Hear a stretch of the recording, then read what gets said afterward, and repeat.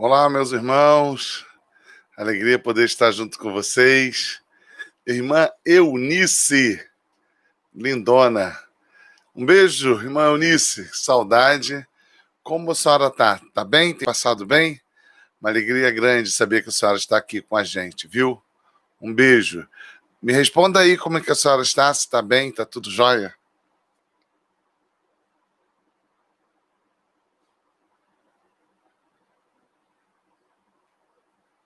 Tudo bem, já vamos já começando. Vamos orar para dar início ao nosso estudo. Hoje vamos ver os capítulos 22 e 23 de 1 Samuel. São 2 capítulos, se der tempo a gente consegue vê-los de forma sequencial. Os 2 capítulos acho que dá para a gente ir vendo. Que bom que a dona Nice está conosco já. A Rosilene Soares, uma das nossas diretoras da União Auxiliadora Feminina, da nossa igrejinha, Igreja Evangélica Congregacional em Caxamurra, igrejinha que nós amamos, que o Senhor tem nos dado a conviver. No último domingo, as nossas irmãs da União Auxiliadora Feminina, as diretoras, representando todas as demais irmãs, foram homenageadas pelos 12 anos de União Auxiliadora Feminina e também pelo aniversário, pela data que nós sempre consideramos anualmente, o Dia da Mulher Congregacional. Como antes estávamos vivendo ainda a pandemia, estamos, né? Mas nós acabamos não comemorando, não celebrando essas datas de forma presencial, e com o retorno, mesmo que gradativo e limitado ao convívio, a gente tem começado a promover esses encontros, esses momentos que são importantes para a igreja, de celebrarmos coisas como esta. 12º aniversário da União Auxiliadora Feminina de nossa igreja. Dona Nice respondeu que está bem. Ana Carol Lima Soares, a paz do Senhor. Irmão Hermes, Deus abençoe a todos. Muito bom. Muito bom mesmo, irmã Rose, servir ao Senhor.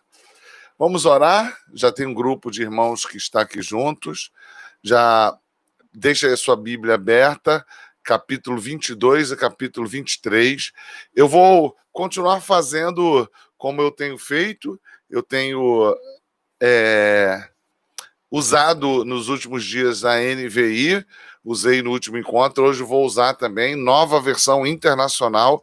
Se você não sabe com precisão a diferença entre a nova versão internacional e a ARA, Almeida Revista Atualizada, você dá uma olhada nos últimos vídeos, que sempre na introdução eu tenho comentado, né, a distinção, os aspectos mais basilares, mais básicos que caracterizam estas versões, essas Bíblias que nós conhecemos. Então, eu fiz alguns comentários para que você pudesse entender quando eu falo que eu vou ler na NVI, Nova Versão Internacional. Você que assistiu os últimos estudos, você consegue entender, consegue compreender do que eu estou falando. Carlos Augusto Dias, também conhecido como Carlinhos Albernaz. Nunca ouvi alguém que ser reconhecido pelo um sobrenome que não é dele. Carlos Augusto Dias era chamado muitas vezes de nosso irmão Carlinhos Albernaz, quando na verdade Carlos Augusto Dias não tem Albernaz, o Albernaz é da esposa. Então, abraço Carlinhos, abraço Maria Lúcia, abraço desde já esses irmãos aí de São Lourenço, que Deus abençoe a vida de todos vocês. Vamos orar. Obrigado, Vitor, por disponibilizar. Agora eu tenho 2 telas aqui, minha área de trabalho está bem equipada, graças a Deus, então eu consigo acompanhar tudo isso, todas essas coisas ao mesmo tempo com os 2 monitores. Que bom que você está aqui, vamos orar. Antes de você começar a orar comigo, hoje nós vamos orar pela dona Eunice. Acho que nós não oramos ainda pela irmã Eunice. Acho que não. Mas se eu já orei pela irmã Eunice, eu quero pedir permissão a você, que nós vamos orar de novo, tá bom? Vamos orar pela nossa irmã Eunice e vamos orar pela... Já oramos pela casa da Rosilene. Eu já orei por você em sua casa nesses momentos, irmão Hermes. Se já orei também, vamos orar de novo, tá bom? Então, agora, nesse momento, eu vou orar pela irmã Eunice e pelo nosso irmão Hermes e a irmã Tânia. E a casa deles, obviamente, as filhas lindas que Deus tem dado ao Hermes e à Tânia. Senhor, muito obrigado. Obrigado por este dia que a mim o Senhor permitiu realizar tantas coisas, fazer tantas coisas, servir ao reino, servir aos meus irmãos. Obrigado, Senhor, ao acordar cedo e ver este dia tão bonito. O Senhor comunicou ao meu coração da tua graça e da tua misericórdia.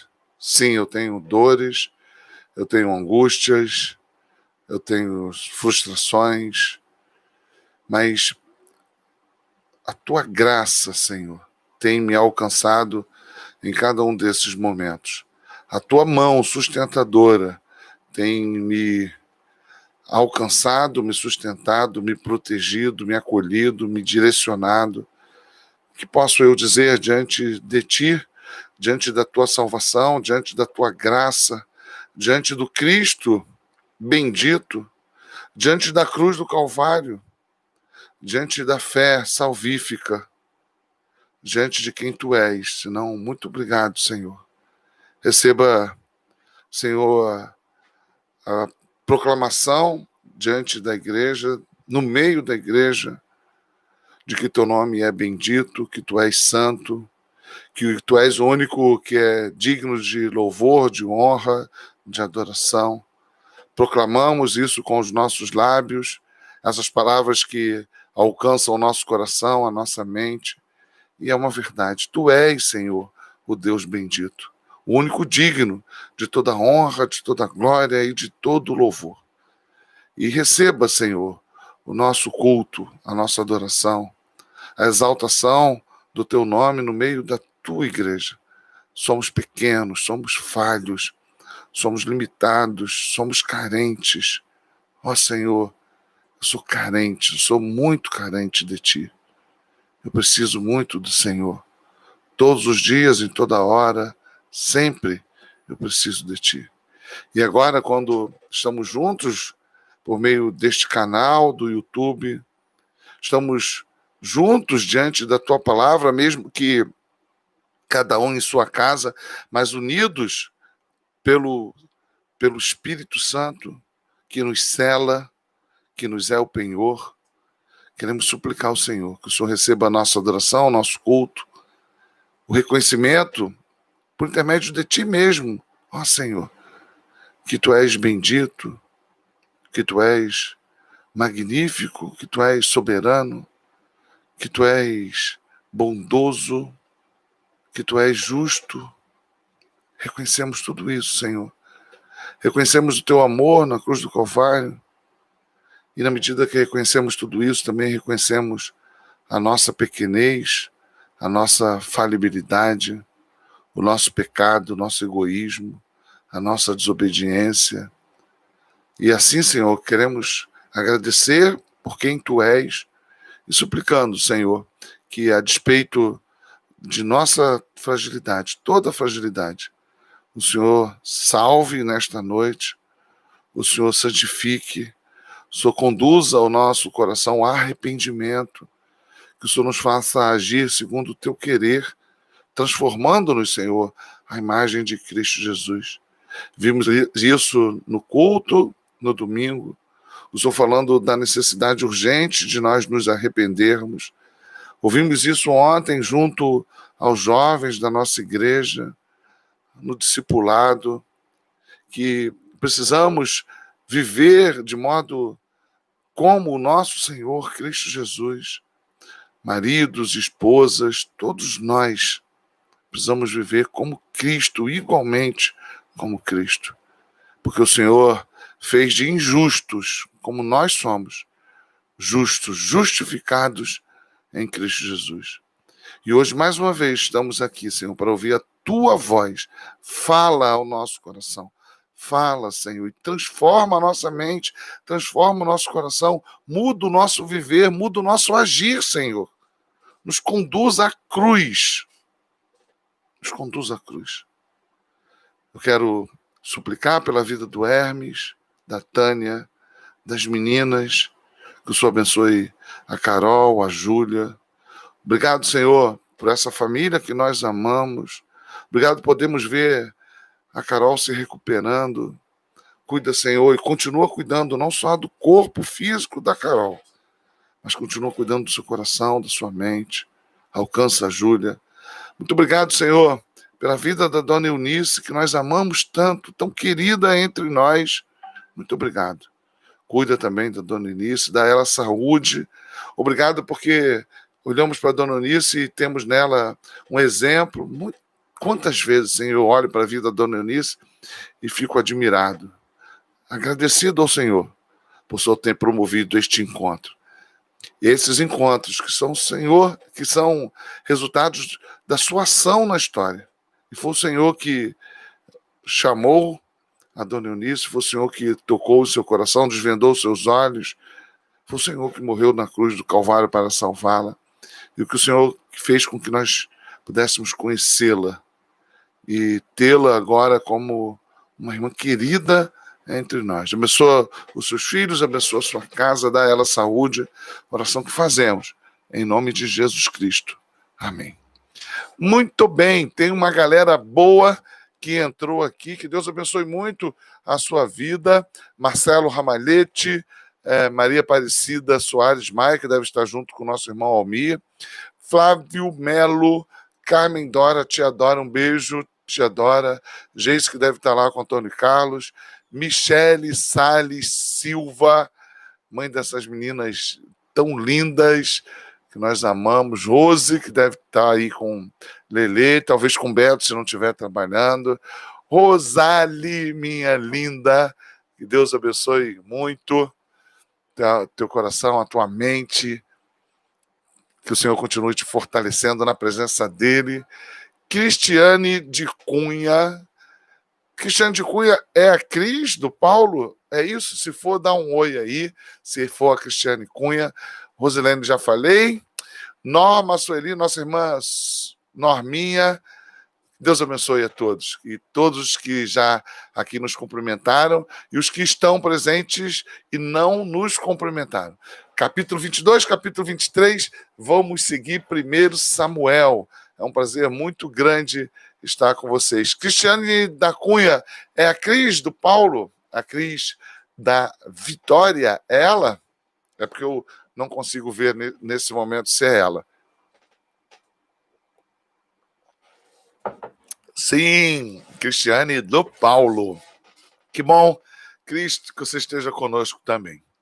Então vamos lá, vou ler na nova versão internacional. Já vimos aqui no contexto anterior, no capítulo 21, no dia que eu não consegui chegar a tempo para a live, cheguei com meia hora de atraso, mas tivemos, pela misericórdia do Senhor, que Davi começa assim o capítulo 21. Então veio Davi a Nob, ao sacerdote Aimeleque, e vimos ali que então Davi pediu o pão da proposição, e ali Davi foi alimentado, e Davi simulou que estava numa missão enviado pelo rei, e depois Davi vai, estando em outra região, em outra cidade, simular que está louco, que está doente mental, para que não pudesse ser apresado, preso, e uma vez preso, pudesse ser levado a Saul. Vamos lembrar que Davi é fugitivo, né? Saul quer matá-lo. Esse é o contexto do capítulo 21, e chegamos no capítulo 22. Nós temos aqui uma sessão agora, eu quero que você atente a isso, do capítulo 22, esse que nós vamos ler hoje, vamos ler o 22 e o 23, até o primeiro capítulo de 2 Samuel, nós temos uma estrutura literária que é muito clara de ser observada. O que nós podemos observar? Existe o elemento da comparação. Há uma evidente intenção do autor desta literatura, uma evidente intenção, obviamente, inspirado, dirigido pelo Espírito Santo, de mostrar a distinção, a oposição, a diferença, como estão em posições antagônicas Davi e Saul. Um que aponta para a pessoa de Cristo Jesus. É o eleito do Senhor, o rei de Israel. E sabemos, ao falar isso, quando dizemos que Davi aponta, não estamos dizendo que Davi era alguém perfeito, já falamos disso. Davi era alguém cheio de limitações e falhas, mas ele representa, aponta claramente, por tudo que nós já falamos até aqui, a pessoa de Cristo Jesus. E Saul representa quem? Representa você mesmo. Representa eu mesmo. Ele é representante do que nós somos. Toda a perversidade, toda a idolatria, toda a soberba de Saul são características do homem, da humanidade, que é perverso, o homem que é perverso, que é mau, que é corrupto por natureza. Então, eu tenho dito isso várias vezes, né? Esse evangelho que te exalta, esse evangelho que te quer ser motivacional, não é o evangelho. Não é o evangelho, né? Nem preciso dizer não é o evangelho bíblico ou não é o evangelho verdadeiro, né? Simplesmente não é o evangelho. O evangelho, a primeira coisa que ele faz é revelar a natureza santa, benigna, poderosa desse Deus e a nossa condição de corrupção, a condição natural do homem desde a queda. O homem vive uma situação depravada, uma situação de plena depravação. Então, como diz Romanos 1, 2 e 3, essa é a condição natural do homem. E o evangelho complementa a informação que há uma única possibilidade, exclusiva possibilidade, de nós sermos restaurados. E se nosso irmão Egídio está aí junto, ele é alguém muito bom para falar disso muito melhor do que eu, mas exatamente isso, ser restaurado. A voz é passiva. É Deus que age em nosso favor. Nós não temos condições de nos salvar, nós não temos condições de nos santificar, nós não temos condições de fazer nada por nós mesmos e nem para com Deus. Não temos nada a ofertar a esse Deus e nem temos como nos salvar. Então Deus age em nós, nos redime, nos regenera em Cristo Jesus. É a ação salvífica de Deus. Nós só o amamos, diz João na sua primeira epístola, porque ele nos amou primeiro. Então o indivíduo que recebe a ação de Deus, ação salvífica, ação regeneradora, restauradora. E enquanto aqui estamos, já garantida a nossa salvação pelos méritos de Cristo Jesus, pela cruz de Cristo, nós ainda lutamos. Nós ainda lutamos. E se você quer entender isto, olhe para mim. Eu luto com isto. Eu luto todos os dias com a minha falibilidade. Eu luto todos os dias com o meu pecado. Há uma luta intensa. É verdade que a cada dia eu preciso mortificar o que eu sou, de modo que a cada dia eu possa me assemelhar mais com Cristo. A cada dia a minha mente, o meu coração precisa ser transformado de acordo com a mente e o coração de Cristo, ou seja, eu ser transformado à medida de Cristo Jesus. De modo que as minhas ações, os meus comportamentos, as minhas decisões, as minhas escolhas, o que eu falo, o que eu faço, por onde eu ando, tudo isso possa refletir esta mudança interna. Então, quando a gente olha essa estruturação, que vai até o início do capítulo 1 de 2 Samuel, a partir do capítulo 22, é claro que o autor está mostrando isso. A distinção da boa ação, da boa vontade, do desejo e ação que glorifica a Deus, e a mentira, o equívoco, a maldade, a perversidade de Saul. Nós, naturalmente, nos identificamos com este Saul. Como eu disse, isto é o Evangelho. E este limitado Davi aponta para a pessoa de Cristo. E somente pela ação dele nós passamos a sermos ligados a ele e transformados à medida dele. Ok? Mas ainda há em mim muito de Saul, e que Deus tenha misericórdia para que cada dia esse Saul, que sou eu mesmo, Hilton, possa ir mortificando. E que as pessoas possam ver isso. Vimos isso junto com os jovens ontem, né?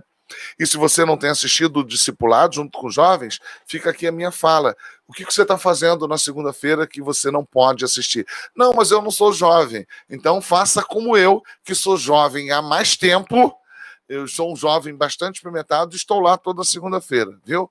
Você é bem-vindo para que você esteja. E se você é jovem, é uma programação da igreja. O que você tem feito às segundas-feiras que você não está lá junto com os jovens, tá bom? Então, e se você não é da nossa igreja e quer participar, nos procure, porque vai sempre haver a possibilidade de que você participe conosco. Eles fazem o que nós fazemos aqui, em porções menores, eles vão estudando a Bíblia, estão estudando a epístola de Pedro, a primeira epístola de Pedro. E ontem ouvimos isso mais uma vez. Fomos salvos para sermos transformados enquanto aqui estivermos, à imagem de Cristo Jesus. Não só para entendermos cognitivamente. Isso precisa gerar no teu coração, na tua mente, a percepção de que você precisa mudar a tua conduta. Aquilo que você fazia, agora você não pode mais fazer. A santificação é isso, nos conduz a termos comportamentos distintos, seja como esposa, seja como marido, ou seja como qualquer um outro. Eu estou me falando isso porque isso é aquilo que foi dito ontem no estudo com os jovens. Seja qualquer um, as velhas práticas, aquilo que você vivia antes, deve ser abandonado. Mesmo que esse antes seja ontem, tá bom? Nossos irmãos, mais alguns chegaram, Wagner, Dayana, a Lulu, o Luiz Augusto, que deve estar junto com a Lívia, Maria José. Hoje eu tive o privilégio de estar junto com as suas netas. Fui levar a Lulu de manhã bem cedo no hospital para uma consulta médica, irmã Maria José, e tive o privilégio de ir junto com a sua nora, com as suas netas, tive o privilégio de ir junto com essas meninas lindas que Deus tem dado ao seu filho e a você também, viu, irmã Maria José? São lindas, né? Mas como diz a Lulu, ela é a mais linda de todas. Que bom, irmã Maria José. Ok? Então é isso que a gente vai ver, do capítulo 22, 23, seguindo a sequência, esse elemento comparativo entre a pessoa de Saul, que representa nós mesmos, representa a nossa corrupção, o homem sem Deus, o homem no seu estado natural, e a pessoa de Davi, que os seus atributos benignos apontam para a pessoa de Cristo. Tá bom? Claro, dentro dessa narrativa maior, dentro desse ensino maior, que a gente vai perceber, que vai consolidando a monarquia de Davi, o reino de Davi, porque o objetivo é consolidar a promessa do reino de Cristo Jesus, a gente vai vendo outros aspectos. Por exemplo, aqui no capítulo 22, a gente vai ver claramente algo que é... De nada, irmã Maria José, é um privilégio. Servir a Cristo, o reino, é um privilégio que Deus tem me dado. Fica claro que aqui no capítulo 22, e quero que você perceba isso, né? Que existem duas narrativas. Você já ouviu a respeito disso? Aconteceu alguma coisa, um fato, e às vezes surgem duas narrativas sobre a mesma história, o mesmo acontecimento, o mesmo episódio. E, às vezes, nós temos 3, 4 narrativas, mas dentro de uma possibilidade mais simplista, nós teremos pelo menos 2 narrativas, dentro de uma possibilidade mais simplista. Quais são as 2 narrativas? A verdadeira e a falsa. A gente vive uma época onde nós vemos que as pessoas buscam construir narrativas. Mas quando a gente olha para narrativas falsas, narrativas pessoais, para muitas vezes justificar o seu pecado, muitas vezes para justificar o nosso pecado. Então, nós contamos justificativas, ou melhor, narrativas que fogem da verdade, mas essas narrativas, muitas vezes, elas falsas, visam nos acomodar, visam, muitas vezes, escamotear o nosso pecado. Há necessidade de arrependimento, de mudança. Então, é fácil você apresentar justificativas para justificar o que você fez, o que você está fazendo ou o que você fará. O que Saul vai promover é a narrativa falsa, para justificar a sua ação maligna. E tem a narrativa que ela é cercada pela orientação de Deus, pelo cuidado de Deus. Na minha vida, e este é um ensino secundário, algo menor que está sendo construído no capítulo 22, mas que vale a pena que você observe, que eu observe também. Na minha vida, eu estou fugindo, tentando fugir, suplicando a Deus que me faça fugir das narrativas falsas. Eu não quero me esconder atrás de justificativas, de narrativas que simplesmente tentam minimizar o meu pecado ou a necessidade de eu tomar decisões corretas ou eu de me posicionar de forma que Deus seja glorificado. Então, eu apresento narrativas que facilitam a manutenção do meu pecado. Eu não quero mais disso. Eu só quero a verdade. Eu quero a verdade de Deus. Muitas vezes ela me constrange, muitas vezes ela me humilha, muitas vezes. Muitas vezes ela me entristece profundamente, mas eu quero só a verdade. Eu não quero construir uma vida baseada em mentiras. Eu não quero. E a minha oração, meu irmão, minha irmã, na medida que eu estava preparando isso, meu estudo, para compartilhar com você, né, o nosso estudo desta noite, é que você também decida por isso. Que você fuja das narrativas falsas. Que você fuja das justificativas mentirosas. E que você fique naquilo que é verdadeiro. E que a verdade conduza a tua vida. Que a verdade seja o guia. Que a verdade, como diz o Salmo 119, seja lâmpada para os seus pés. Porque é isso que é a verdade. Porque ninguém é dono da verdade. Eu quero que você guarde isso no seu coração, anote. Agostinho dizia isso. Toda a verdade é a verdade de Deus. Nós não construímos verdades, nós não inventamos verdades, nós simplesmente as reconhecemos, as aceitamos.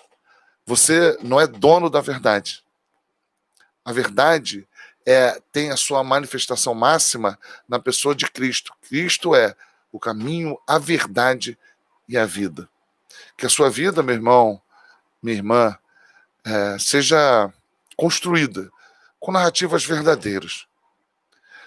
Eu sei que você gosta de narrativas falsas, porque eu gosto de narrativas falsas. Eu sei que você gosta de narrativas fantasiosas, porque eu também gosto de narrativas fantasiosas, porque tem a aparência, estas narrativas, de que elas estão nos protegendo, estão nos acolhendo. Mas, na verdade, essas narrativas falsas estão possibilitando que nós construamos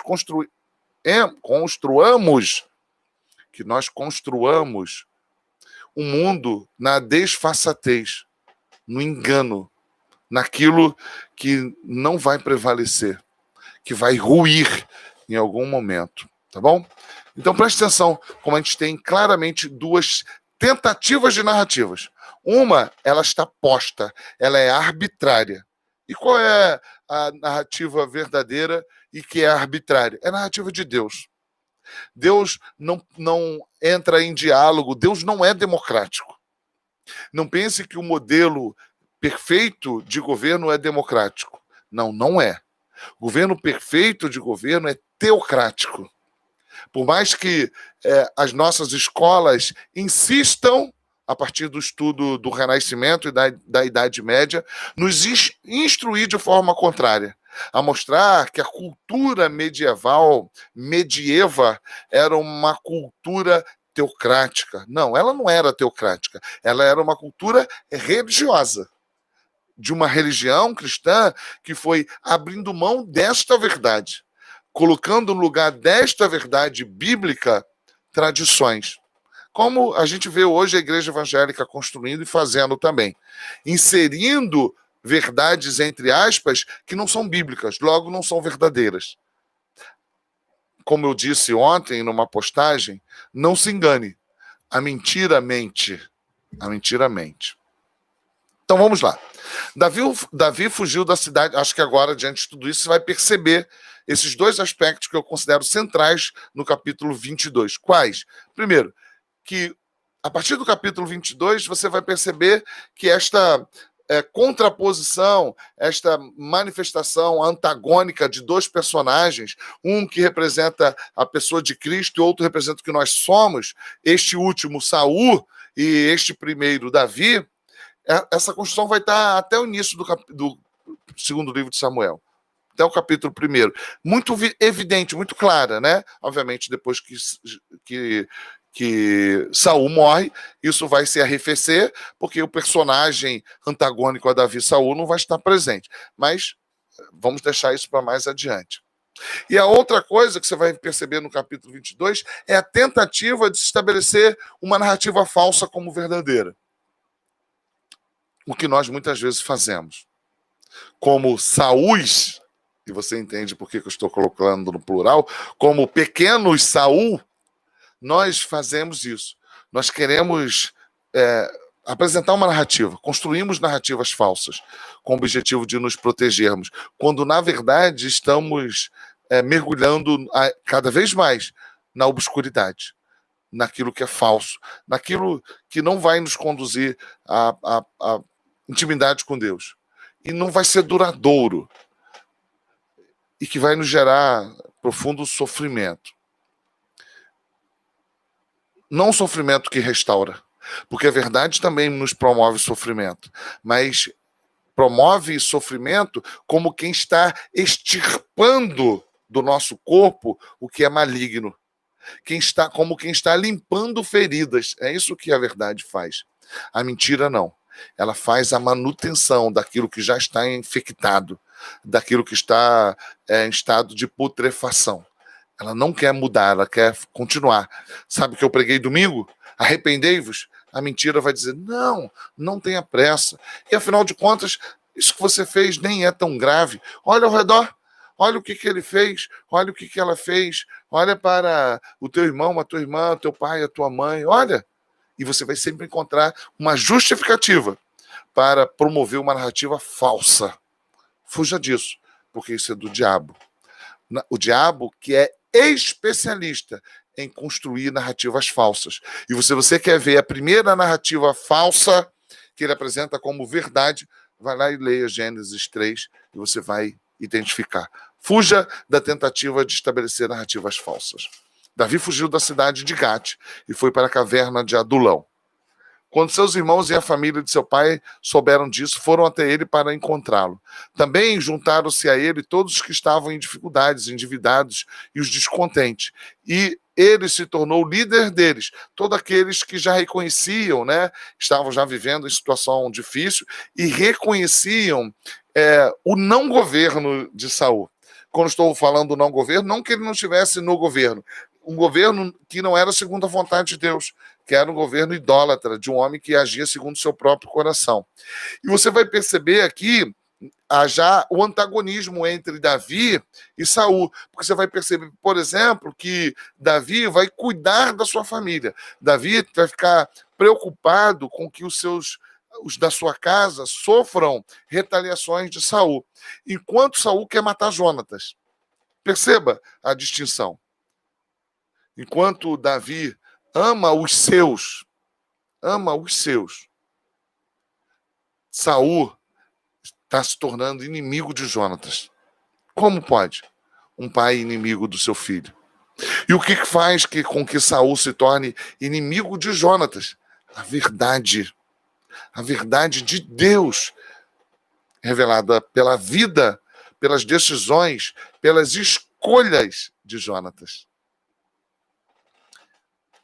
Também juntaram-se a ele todos os que estavam em dificuldades, endividados e descontentes. E ele se tornou o líder deles. Havia cerca de 400 homens com ele. De lá, Davi foi para Mispá, em Moabe, uma terra estrangeira, né? A gente já sabe disso. Mas mesmo assim ele recebeu acolhida. E disse ao rei de Moabe: posso deixar meu pai e minha mãe virem para cá e ficarem contigo até que eu saiba o que Deus fará comigo? Acabamos de passar o Dia dos Pais, né? Isso eu sou mó chorão, vocês sabem disso, mas quando eu falo dessa questão da paternidade, tanto pelo amor que eu tenho pelas minhas filhas, como que é algo que Deus coloca no meu coração de forma muito especial, como o amor que eu tenho pela figura do meu pai, que não está mais entre nós. Mas é bonito ver isso, né? A narrativa verdadeira, a narrativa fundamentada na pessoa de Cristo, a narrativa que glorifica a Deus, ela honra a família, valoriza a família, a casa, honra o pai, valoriza os irmãos, a casa, né? Posso deixar meu pai e minha mãe virem para cá e ficarem contigo até que eu saiba o que Deus fará comigo? E assim ele os deixou com o rei de Moabe. Lá eles ficaram enquanto Davi permaneceu na fortaleza. Contudo, o profeta Gade disse a Davi: outra coisa que você vai perceber, que a representação do sacerdote, um dos que vão sobreviver, porque a gente vai ver que Saul vai matar a casa de Aimeleque e um vai sobreviver, um dessa linhagem sacerdotal, e ele vai se associar a Davi. E não por um acaso a gente vai ver agora um profeta também associado a Davi. E isso também, nesta narrativa, não é por um acaso. É para mostrar que a monarquia de Davi, aquela que será, ela está apoiada entre os profetas e sacerdotes. E isso não é por um acaso, né? É a aproximação daqueles que buscam servir ao Senhor, que temem a Deus. Isso é uma outra coisa que a gente pode observar. A gente está vendo que ele cuida da família, mas que ele se associa e é associado por pessoas tementes a Deus. E você vai ver mais adiante, além do profeta, o sacerdote. Saul ficou sabendo que Davi e seus homens tinham sido descobertos. Saul estava sentado com uma lança na mão, debaixo da tamargueira. Algumas versões, como a revista atualizada, se não me falha a memória, é isso mesmo, vai dizer arvoredo, né? Já a NVI vai identificar tamargueira, que é identificado na NVI a árvore que era, na colina de Gibeá, com todos os seus oficiais ao redor. E ele lhes disse: ouçam, homens de Benjamim. Benjamim é a tribo de Saul. E aí agora a gente vai ver a narrativa falsa. A narrativa que pode ser religiosa, a narrativa que pode citar Deus, a narrativa que pode falar de justiça, mas ela é falsa. Então, não construa para você narrativas falsas, fuja disso. Por mais que seja duro, por mais que seja difícil, por mais que isso tenha que fazer com que você tome decisões que vão ser caras para você, duras para você, fique com a narrativa verdadeira. Construa a verdadeira narrativa, onde a verdade está presente, tá? Será que os filhos de Jessé lhes dará a todos vocês terras e vinhas? Perceba, será que o filho de Jessé, da linhagem de Judá, vai cuidar mais de vocês do que um dos filhos de Benjamim, benjamita como vocês? É isso que ele está dizendo, né? Será que o filho de Jessé lhes dará a todos vocês terras e vinhas? Será que ele os fará todos comandantes de 1000 e comandantes de 100? É por isso que todos vocês têm conspirado contra mim? Tudo falácia, né? Tudo comportamento faccioso, maquiavélico, né? Usando uma palavra aqui,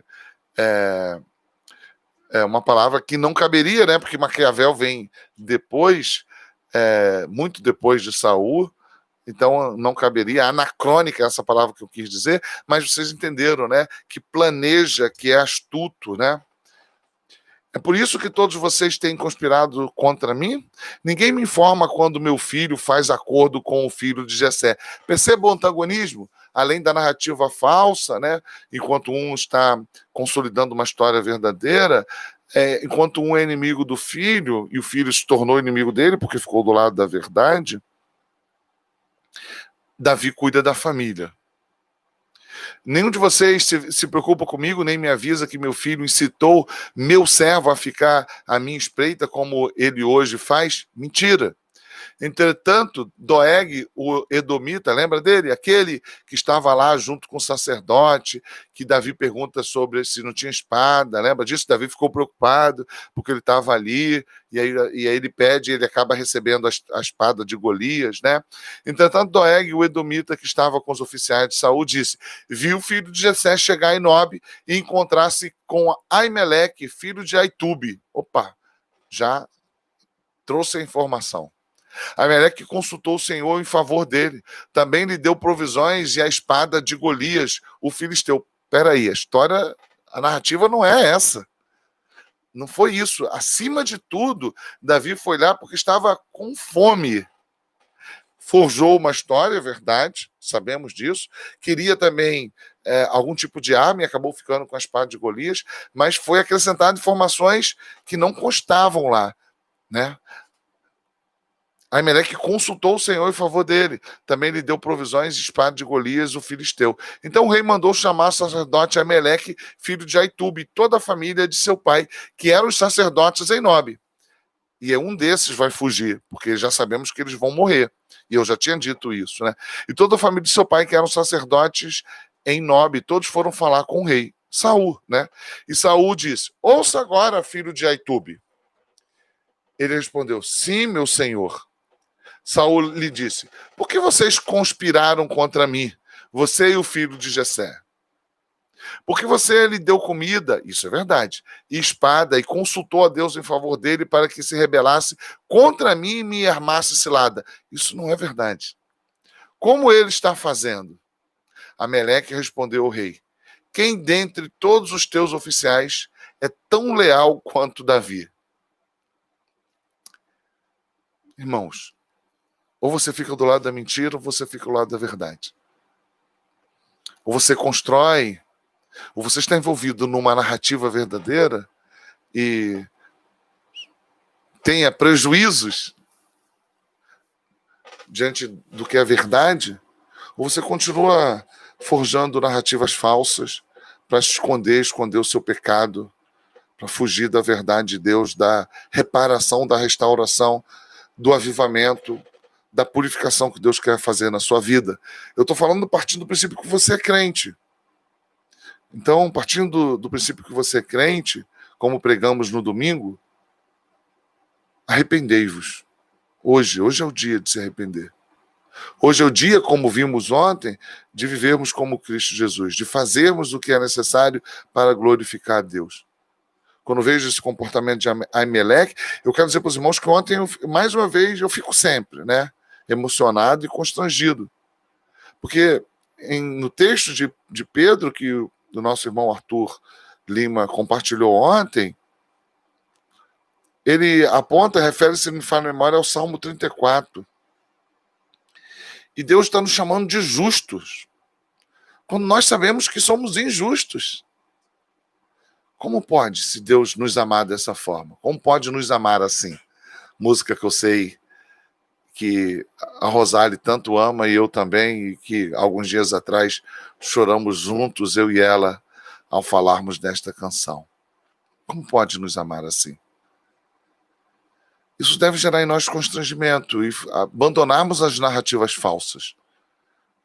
Falar a verdade, buscar a verdade, mesmo que isso nos esmague, mesmo que isso nos leve a tomar decisões que tenham que mudar o nosso presente, revisar o nosso passado e fazer um apontamento para um futuro diferente. Mesmo que tenha que alterar o nosso presente, mesmo que tenha que revisar o nosso passado, e mesmo que tenhamos que ter dificuldade para construir agora, no futuro, no amanhã, uma narrativa verdadeira. Nós não podemos abrir mão disso. Você não pode continuar forjando informações. Você não pode continuar forjando justificativas para simplesmente acomodar o seu pecado, a sua negligência. Quem dentre todos os teus oficiais é tão leal quanto Davi, o genro do rei? capitão de sua guarda pessoal e altamente respeitado em sua casa. Perceba a forma como o Aimeleque fala. Ele fala verdades, mas ele está dizendo, ele é assim na sua frente, ele é seu genro, ele esteve diante das suas tropas. Você sabe que o que eu estou falando é verdade. Ele está esfregando na cara de Saul a verdade. E Deus, se você é alguém crente, Deus tem esfregado na nossa cara a verdade. Verdade que deveria nos envergonhar, deveria nos constranger, a ponto de nós sermos transformados e abandonarmos as narrativas falsas, as justificativas. Se você é crente, se você é membro da nossa igreja, não é possível que o seu pastor esteja sendo constrangido constantemente com o evangelho, revisando o seu passado, fazendo com que eu tome decisões para o meu presente, de modo que eu queira estabelecer, pela graça e misericórdia de Deus, para o meu futuro, não importa quantos dias eu tenha pela frente, uma vida diferente. E que você não aconteça nada com você. Aimeleque, ele fala, ele esfrega a verdade na cara de Saul, do obstinado Saul. Saul é o exemplo do não crente. Porque um coração obstinado que fica ali diante da verdade de Deus e fica, e não se constrange, é um coração do incrédulo, não é o coração do crente. Então ele esfrega a verdade na cara de Saul. Ele estava lá na tua casa, ele era o líder das suas tropas. E ele é leal, sim. Ele é leal. Ele quer ser como Jesus. Só faltou a Aimeleque dizer isso. Davi quer ser como Jesus. Será que foi essa a primeira vez que consultei a Deus em favor dele? Certamente que não. Que o rei não acuse a mim, seu servo, nem qualquer um da minha família, da família de meu pai, pois sou seu servo, nada... vou repetir. Certamente que não. Que o rei não acuse a mim, seu servo, nem qualquer um da família de meu pai, pois seu servo nada sabe acerca do que está acontecendo. Ele está dizendo, é uma narrativa falsa. Vocês estão inventando uma história para justificar o ódio, para justificar a manutenção do pecado. Você vai continuar nesta narrativa falsa, meu irmão, minha irmã. É hoje para abandonar. Hoje para abandonar. O rei, porém, disse, com certeza você será morto. Aimeleque, você e toda a família de seu pai. De um lado, a súplica pela clemência, por aquele que não está envolvido numa ação, numa cilada, num plano para acabar com o rei. Ele não está envolvido nisso. E do outro lado, alguém que não considera a verdade que acabou de ser esfregada na sua cara, mas continua construindo uma narrativa falsa, porque não quer abrir mão do pecado do coração, não quer abrir mão da autossuficiência, não quer abrir mão de querer estar no seu próprio governo, no governo da sua própria vida, não querer abrir mão do seu pecado. O culpado pelo comportamento de Saul é o próprio Saul. E o culpado pela manutenção que nós fazemos de narrativas falsas, de justificativas que preservam os nossos pecados, somos nós mesmos. E Deus está esfregando a verdade na nossa cara. Você não se constrange, você não chora, você não se arrepende. Você não vai lá pedir perdão a quem você precisa pedir. Você não vai lá fazer a reconciliação com quem você precisa. Você não revisita o seu passado. Você não revisita o seu passado. As suas decisões, as suas práticas, o que você falou, você não revisita. Você não vai lá pedir reconciliação, perdão a quem você ofendeu, a quem você fez mal. Você não vai fazer isso. Você não vai ficar prostrado diante de Deus e falar, Senhor, tem misericórdia da minha vida. Você não vai fazer isso. Você vai continuar apresentando narrativas falsas e fazendo a preservação dos seus pecados. Você não precisa se constranger em fazer o certo. A gente se constrange em fazer o certo. Eu vou lá pedir perdão ao meu irmão, à minha irmã. Eu vou lá pedir perdão ao meu pai, ao meu filho. Eu vou lá pedir perdão à minha tia. Eu vou lá fazer isso? Eu vou lá pedir perdão ao pastor, ao meu irmão da igreja. Eu vou fazer isso? Não, não vou fazer isso. Isso é muita humilhação para mim. Não, não é humilhação. Você é Saul. Tenha vergonha. Entenda que Deus te tirou da condenação de Saul. Por misericórdia e graça. Tenha vergonha de pecar. Feio não é pedir perdão. Feio não é revisitar o passado. Feio não é reconsiderar o presente. Feio não é fazer outra proposição para o futuro. Feio é o pecado.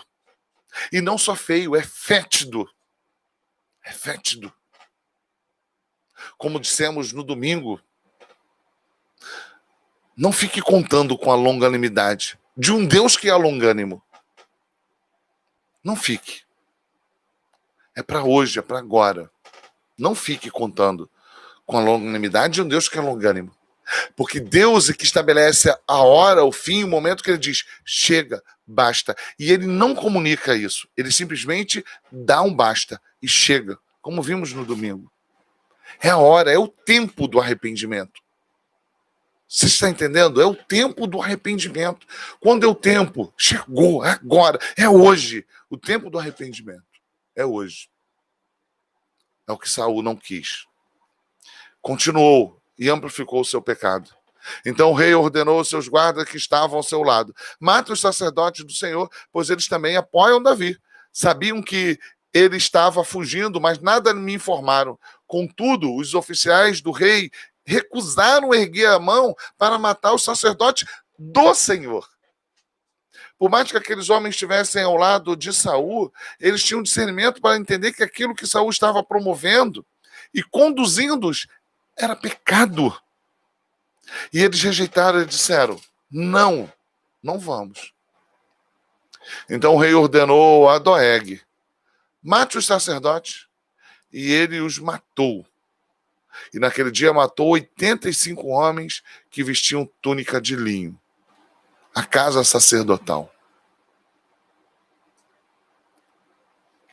Como nós somos perversos, né, irmãos?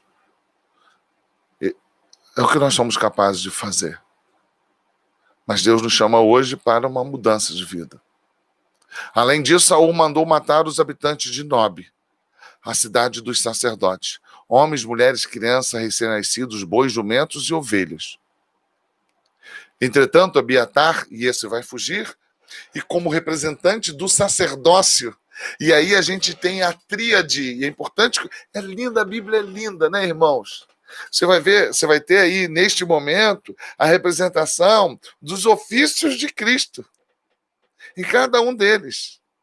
Naquele que é o profeta, fugitivo de Saul, neste que é o sacerdote ou o representante do sacerdócio, fugitivo de Saul, e você tem Davi, o representante da monarquia. Os três ofícios de Cristo: rei, profeta e sacerdote. Os três ofícios de Cristo Jesus: rei, profeta e sacerdote. A tríade que tipifica a pessoa de Cristo Jesus. É linda a Bíblia, né? É lindo. E tudo isso vai consolidando de que Deus está neste negócio. Você quer estar no negócio que Deus está? Então a gente não pode conviver com o pecado, a gente não pode ter uma narrativa falsa, uma narrativa baseada na mentira. Então entretanto, Abiatar, filho de Ameleque, neto de Aitube, escapou e fugiu para juntar-se a Davi. E contou a Davi que Saul havia matado os sacerdotes do Senhor. Então Davi disse a Abiatar: naquele dia, quando o edomita Doeg estava ali, eu sabia que ele não deixaria de informar Saul. Lembra disso, né? Quando Davi foi pedir o pão. Sou responsável pela morte de toda a família de seu pai. Isso é lindo, né, irmãos? É lindo isso, né? Diante dos pecados de Saul, de Davi, ele cometeu pecados, né? Isso é o senso de responsabilidade daquele que sabe qual é o seu papel. Ele diz: Essa família toda morreu por causa de mim. Eu sou culpado. Fique comigo, não tenha medo. O homem que está atrás de sua vida também está atrás da minha. Mas você estará salvo comigo. E assim a gente termina o capítulo 22. E como eu disse, a minha intenção é ver o capítulo 23. Essa questão da narrativa falsa, ela é muito clara, ela é muito evidente no capítulo 22. Já no capítulo 23, a gente vai ver um cenário que trata muito da questão geográfica, né? E do desenrolar da história, do drama, o jogo de buscar apresar e matar Davi, e Davi foge, e pelo outro lado Saul muda então de tática, de direção, até tentar encurralar Davi, e você vai vendo como neste cenário desértico em torno de Judá, da região de Judá, nesse cenário onde você vai ver desertos, cavernas, e esse espaço é muito bem descrito, né? Há uma descrição espacial para mostrar exatamente essa questão do trânsito, da fuga, da tentativa de encurralar, a construção literária que é nos ambientar neste processo para mostrar a tensão, né, que Davi está vivendo pela perseguição de Saul. Você vai ver de forma derradeira no final do capítulo 23, como Deus diz assim, agora basta, chega. Eu quero que você pense como Davi está sofrendo nisso tudo. Como Davi está sofrendo. Eu esqueci o Salmo, eu falei do Salmo 34, mas acho que é o Salmo 34 mesmo, que Davi vai escrever falando a respeito da traição que ele experimentou neste momento. Deixa eu ver se eu acho aqui. Bom, eu vou fazer o contrário, tá bom? Eu vou pedir para você olhar aí na sua Bíblia e ver se você acha a referência. Quando a gente olhar mais adiante, você vai ver que Davi vai ser traído e que pelos da região de Zif, os zifeus, se não me falha a memória, é essa a forma como eles são chamados, zifeus. Deixa eu ver como fala na revista atualizada, acho que é zifeus. Zifeus, isso mesmo. Esses da região, os filhos da região de Zif, né? Como Davi vai ser traído por eles, como eles vão colaborar para a perseguição de Davi, e como Davi é alguém que está sofrendo em meio a esse processo aí, então ele escreve o Salmo, acho que 34, mas a minha memória está em dúvidas. Flávio acabou de dizer para mim, Salmo 34 mesmo. Obrigado, tá, Flávio? Então é isso mesmo, minha memória não falou. Salmo 34, em meio a essa perseguição. E depois você leia a beleza, né, a poesia do Salmo 34, mas como ele revela duas coisas. O sofrimento de Davi. Sofrimento de Davi. E também, irmãos,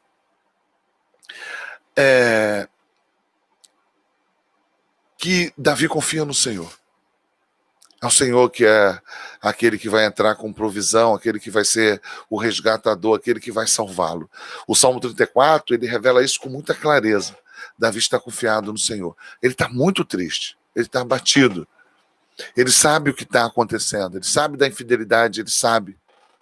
É claro que nós passamos por momentos de dificuldade, de tristezas, mas a tristeza de Davi, o sofrimento de Davi, não aponta diretamente para o meu sofrimento, e eu tenho sofrimentos, mas aponta de modo potencializado para o sofrimento de Cristo, para a rejeição de Cristo Jesus. Este sim, plenamente justo, santo, sem nenhum pecado, é perseguido, é maltratado, é desprezado, é julgado numa narrativa falsa, porque foi levantado diante de Jesus falsas testemunhas. Falsas testemunhas, narrativas falsas. Narrativas falsas acompanham o pecado, a prática do pecado. E o sofrimento de Davi, ele não aponta para o meu sofrimento. Ele aponta para o sofrimento de Cristo. O sofrimento maior de Cristo Jesus. Injusto sofrimento. Porque o meu, de alguma forma, é justo, meu irmão, minha irmã. De alguma forma, eu merecia sofrer mais, eu merecia o inferno. Então, eu não gosto de sofrer, eu fico muito triste. Muito triste. Eu tenho quando as coisas acontecem, e eu entendo que há injustiça, que as coisas não acontecem como eu desejava. Eu estou falando dentro de um comportamento santo. Quando eu me deparo com essas questões, eu me entristeço. Mas a minha tristeza, ela não se compara à tristeza que eu merecia. Então, o sofrimento de Davi aponta para o sofrimento daquele que decidiu sofrer pelos nossos pecados. E a injustiça que Davi está sofrendo e a perseguição apenas apontam para a justiça sofrida em Cristo.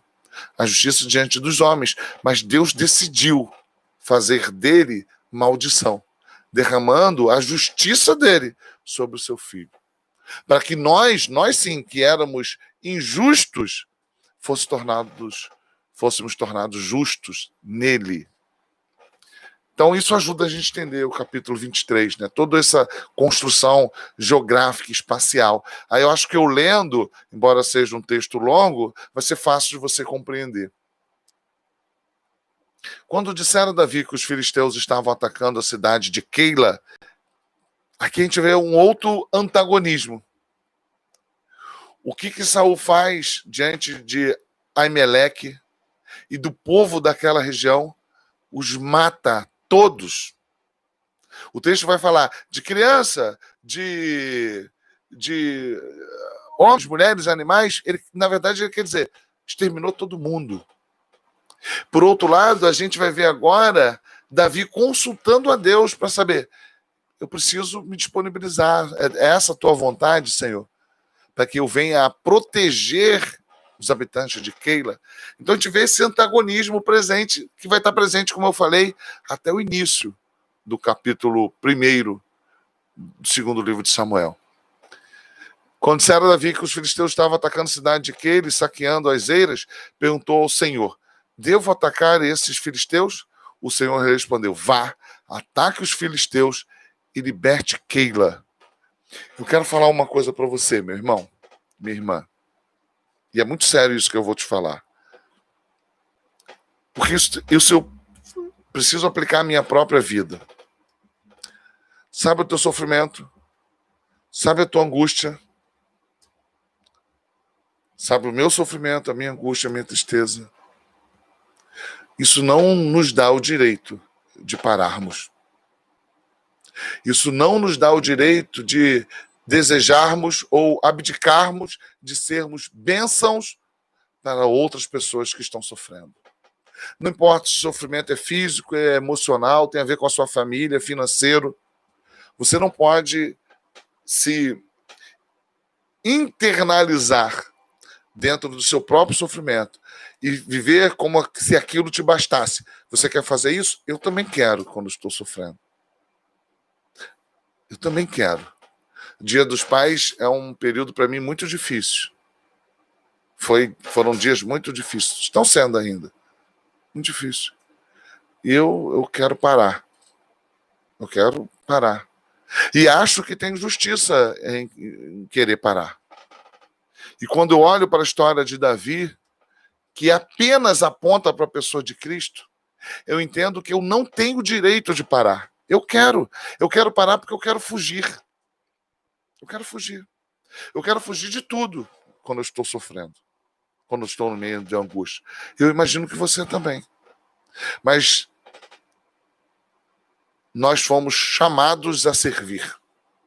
Servir ao rei, ao reino, servindo pessoas. Pessoas. Deus não precisa de você. Deus não precisa de mim. Mas Ele nos chama a servir pessoas. Pessoas são o alvo das nossas ações. Você precisa servir. Faz parte do teu amadurecimento, do meu amadurecimento, da tua cura, da minha cura, para a glorificação do nome de Deus. Você não pode parar, você tem que seguir. Siga como você está. É Ele que vai dar a vitória diante dos filisteus. Se você estivesse alegre, forte, com muitas armas, também seria Ele que daria a vitória diante dos filisteus. Porque essa é uma batalha que não nos pertence. Por algum motivo, diante da narrativa da verdade, que é a narrativa dele, ele quer nos usar. Ele decidiu nos usar na sua missão. Então a Igreja de Cristo não tem o direito de parar. E quando eu falo isso, obviamente, eu tenho vontade de chorar, porque eu quero parar. Muitas vezes eu quero parar. Mas ele perguntou ao Senhor, e espero que isso seja uma resposta para você. Para os dons e talentos que Deus te deu, com os recursos que Deus te deu, com aquilo que Deus tem colocado nas suas mãos, para que você sirva já, agora, as pessoas que estão ao seu redor, a igreja que Deus tem te inserido, com as oportunidades que Deus tem te dado. É agora. Você deve consultar o Senhor. É isso, Senhor? É isso? E o Senhor respondeu, vá, ataque os filisteus e liberte Keila. Não é para você, é para o outro. O teu serviço não é para você, é para o outro. Não é para você ficar confortável, não é para você parar de sofrer, não é para você ficar mais rico, não é para você ficar feliz, é para o bem-estar do outro, não é centrado em você. O cristianismo não está centrado em você. O cristianismo está centrado na pessoa de Cristo e ele usa você para que o outro seja abençoado. Você é um vaso de barro, você é um instrumento. Eu e você, nós somos só isso. Os soldados de Davi, porém, lhe disseram, aqui em Judá estamos com medo. Quanto mais, então, se formos a Keila lutar contra as tropas de filisteus. Davi consultou o Senhor. Novamente. Levante-se, disse o Senhor. Vá à cidade de Keila, pois estou entregando os filisteus em suas mãos. A gente quer parar, né, irmãos? A gente quer parar. A gente apresenta justificativas, narrativas falsas. A gente quer... E Deus está esfregando essa noite a verdade na minha cara, na tua cara. Servir as pessoas. Amar as pessoas. Servir as pessoas. Com os sentimentos benignos, com os recursos, com o tempo, com os dons e talentos, com aquilo que Deus tem te dado. Hoje, agora. Não importa se você está sofrendo, se você está triste, se você está sendo perseguido. Então Davi e seus homens foram a Keila, combateram os filisteus e se apoderaram de seus rebanhos, impondo-lhes grande derrota e libertando o povo de Keila. Ora, Abiatar, filho de Aimeleque, sacerdote, tinha levado o colete sacerdotal, parte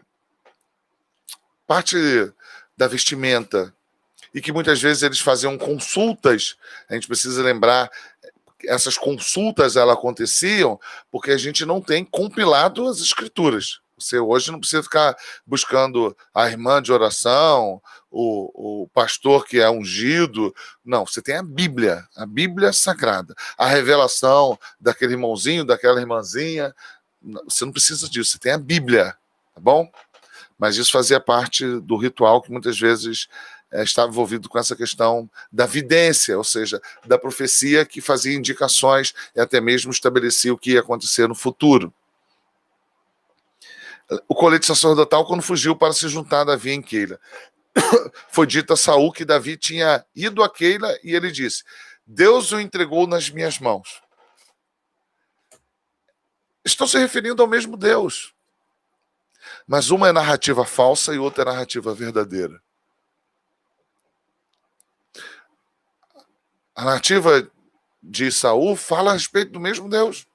E talvez com a mesma ênfase. E talvez a ênfase de Saul fosse uma ênfase até mais poderosa na sua forma de falar. Quem sabe?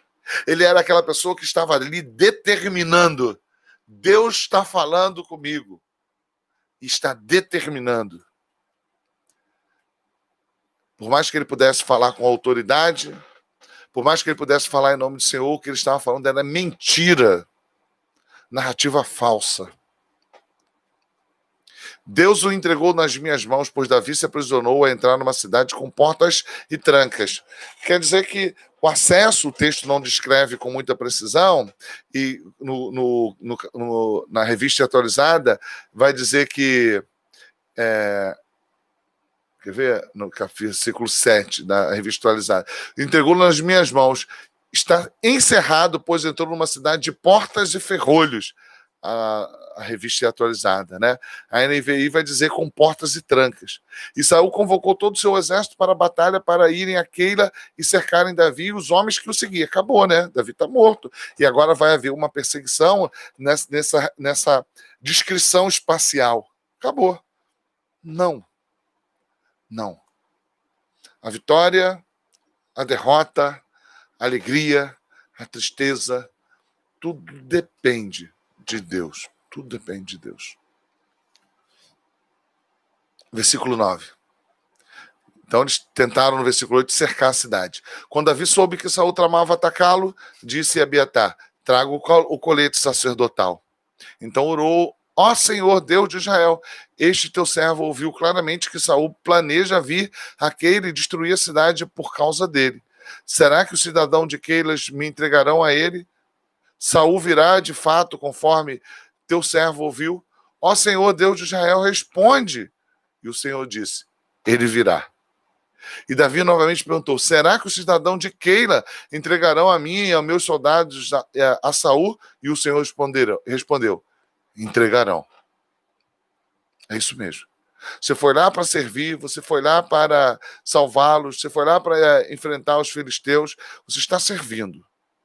Não espere reciprocidade. Quando eu falo não espere reciprocidade, eu não estou dizendo com isso que reciprocidade é algo incorreto. Não. Quem recebe a bênção deve ser recíproco. Mas quem abençoa tem que considerar que do outro lado existe um pecador que pode não ser recíproco, embora ele devesse ser recíproco.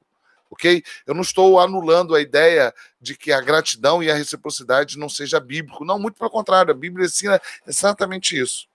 Mas você precisa ser gracioso, misericordioso com aquele que te oferta ódio, rancor, aquele que peca contra você, mesmo você o abençoando. Siga. Isso é com Deus. É isso que ele está dizendo. Eles vão te entregar. Então Davi e seus soldados, que eram cerca de 600, partiram de Keila e ficaram andando em direção definida. Quando informaram a Saul que Davi tinha fugido de Keila, ele interrompeu a marcha. E aí vai essa questão da perseguição. Davi permaneceu nas fortalezas do deserto e nas colinas do deserto de Zif, região dos Zifeus, né? Dia após dia, Saul procurava, mas Deus não entregou Davi em suas mãos. E quando Davi estava em Oreza, no deserto de Zif, e a gente está vendo uma região em torno de Judá, e uma região com características geográficas de montanhas, de cavernas, e também um clima árido, desértico. Quando Davi estava em Oreza, no deserto de Zif, soube que Saul tinha saído para matá-lo. E perceba que esta condição geográfica, ela compõe este drama que Davi está sofrendo, que vai resultar no Salmo 64. Quem disse que nós não vamos sofrer? Quem disse que não? Quem disse? Isso não deve ser justificativa para que nós deixemos de amar, deixemos de servir, deixemos de consultar a Deus e cumprir os seus propósitos. O clima é árido, a região é desértica, estamos sendo perseguidos, tratados com infidelidade, diante daqueles que nós amamos, que deveriam nos amar, mas nos traem, nos ofendem. Quando Davi estava em Oreza, no deserto de Zif, soube que Saul tinha saído para matá-lo.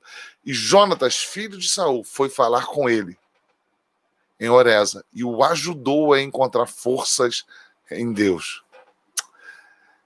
Irmãos, como a Bíblia é linda, né? Como a Bíblia é linda. Deus sempre nos traz consolo, Deus sempre nos traz auxílio, porque nós temos um papel a cumprir.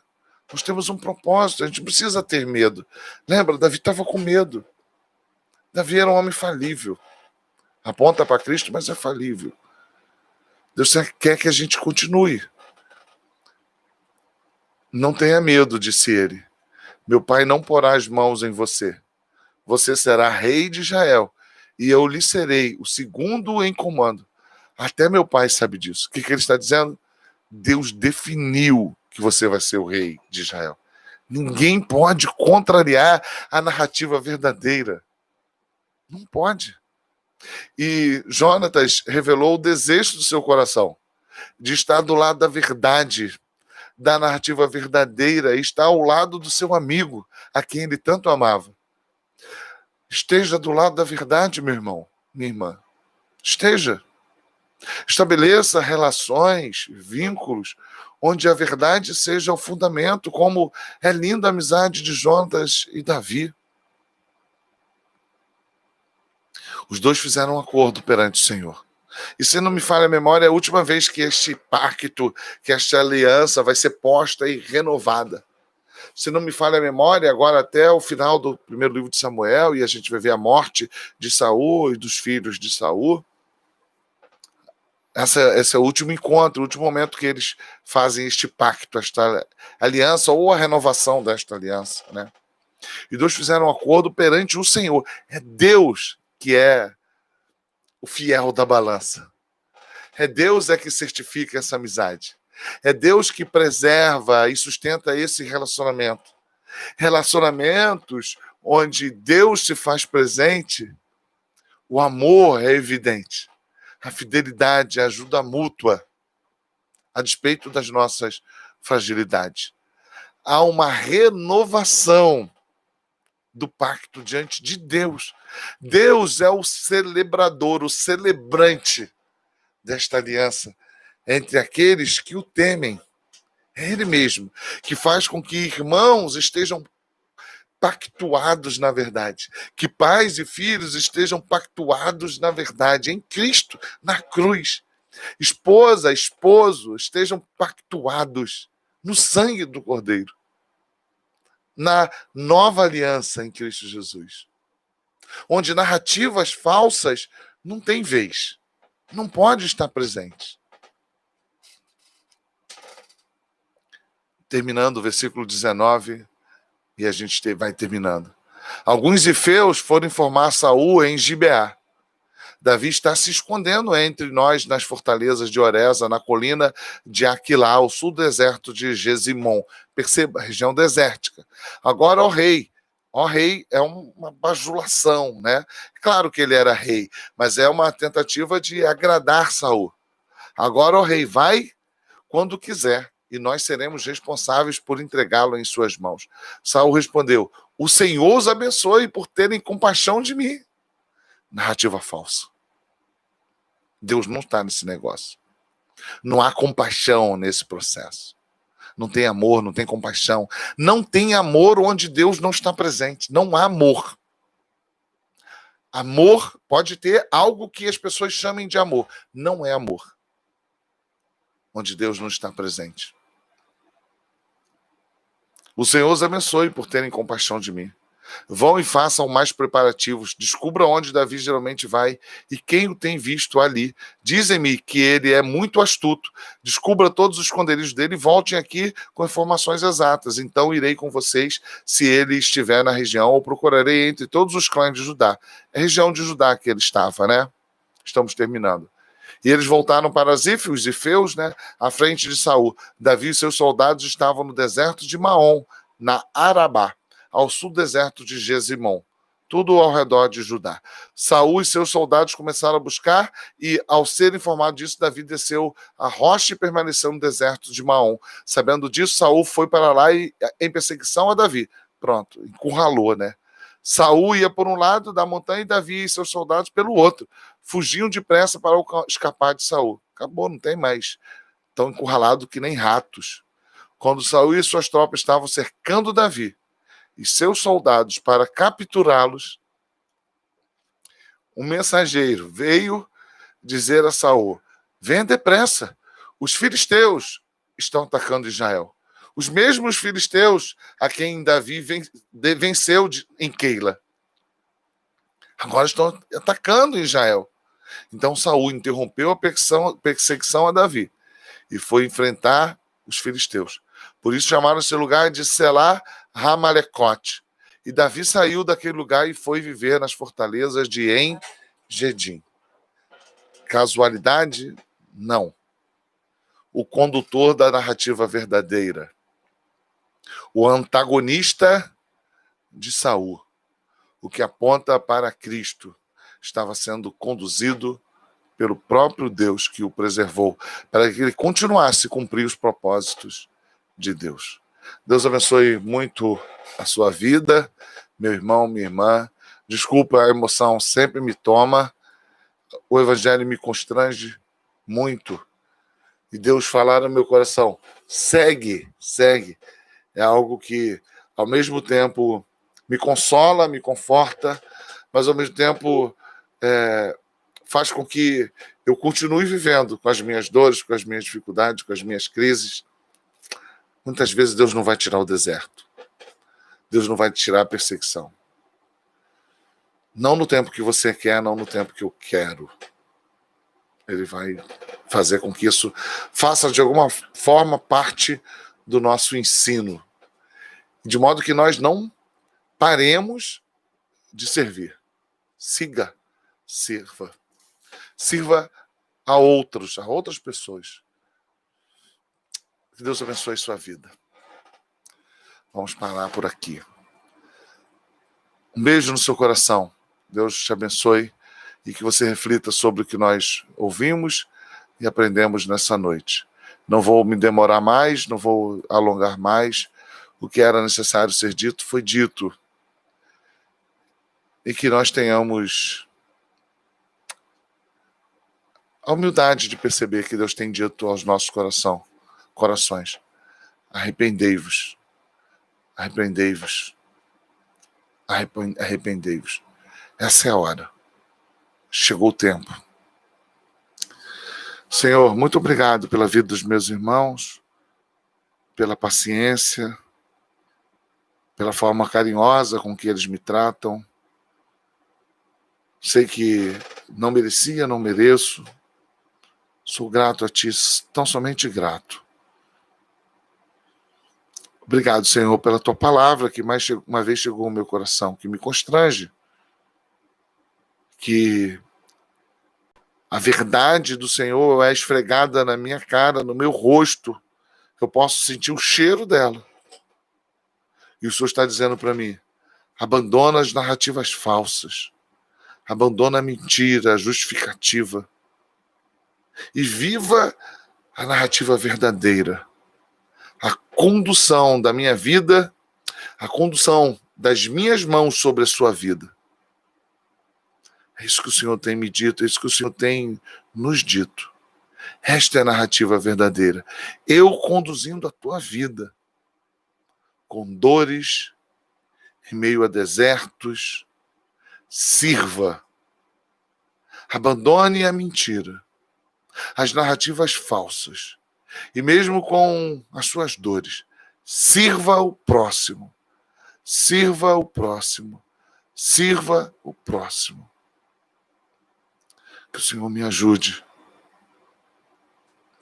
Que em meio à minha fragilidade, eu possa tão somente seguir, cumprindo o seu propósito na minha vida. E que essa possa ser também, Senhor, a verdade dos meus irmãos. Não somos chamados a vivermos para nos satisfazermos, para nos enchermos de alegria e regozijo. Não, mas para sermos úteis a outros, em meio à alegria, à tristeza, em meio à satisfação, ao acolhimento ou à perseguição e desprezo. Servir ao próximo, servir ao outro, revelando o Cordeiro de Deus, Cristo Jesus. Obrigado, Senhor, pela Tua palavra que chegou aos nossos corações. Obrigado pela vida dos meus irmãos. E perdoa, Pai, os meus pecados. Continua sustentando os meus pés, porque eu sou fraco. Eu não sou fraco, eu sou muito fraco, Senhor. Muito fraco. Sustenta os meus pés e me dá ânimo, força do Senhor, para que eu cumpra os seus propósitos em verdade. A oração que eu faço, em nome de Jesus Cristo. Amém. Que Deus abençoe a sua vida, que continuemos firmes no Senhor. Firmes, como eu digo, que nem gelatina. Eu chego na casa dos nossos irmãos Davis e Sandra. Ilza aí, boa noite, minha querida. Quanto tempo eu não te vejo, Ilza? Abraço no marido, na família, tá bom? Deus abençoe a sua vida também, Ilza aí.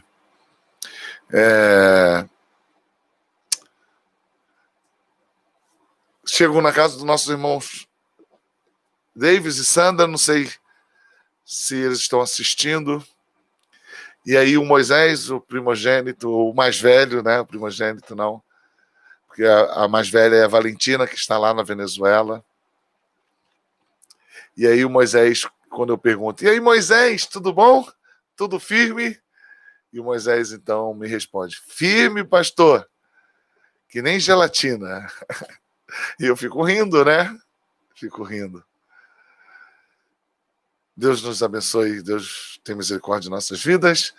Eu amo vocês, meus irmãos. Eu me sinto, de fato, acolhido e feliz por poder estar junto com vocês. Amo você, fica na paz de Cristo Jesus.